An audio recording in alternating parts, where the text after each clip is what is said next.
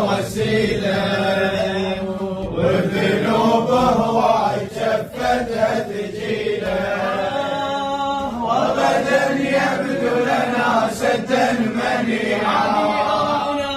هذه آراؤنا فيه جميعا، احنا غير حسين ما عدنا وسيلة، احنا غير حسين ما عدنا وسيلة.